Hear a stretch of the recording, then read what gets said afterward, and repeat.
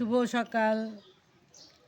দেখো আমি কফি খাচ্ছি, খুব সুন্দর লাগছে সকালে। কফিটা খেয়ে যাব বাজারে, কিন্তু বাজারে গিয়ে করবোটা কি? ইনকাম নাই, দেখে সব ইনকাম বন্ধ। আর এদিকে জিনিসপাতির হাই রেট, এত দাম দিয়ে জিনিসপাতি কেনার উপায় আছে? তারপরও আমাদের যেতে হবে, পেট তো আর থামবে না, পেট তো আর কারো কথা শুনবে না, পেটে দিতেই হবে। হ্যাঁ, ইউনূস সরকার কবে বিদায় হবে আর কবে যে আমাদের কপাল খুলবে? এই ইউনূস সরকার আমাদেরকে রাস্তায় বসায় দিল। হ্যাঁ গাইজ, তোমরা কি বলো? তোমাদের দিনকাল কেমন যাচ্ছে? তোমাদের দিনকাল কি আমাদের মতো খারাপ যাচ্ছে না ভালোই যাচ্ছে?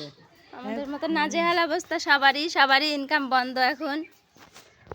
জিনিসপত্রের যে এত দাম, এবার যে কোন সরকার আসবে আর আমাদের যে কোন পথে হাঁটতে হবে এবার।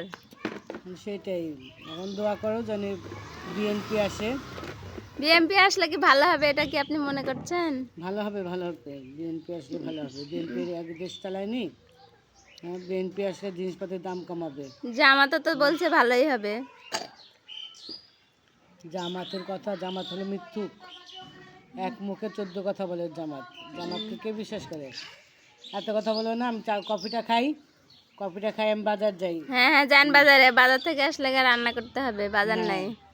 কমেন্টে জানাও তোমাদের দিনকাল কেমন যাচ্ছে বন্ধুরা। আচ্ছা ঠিক আছে।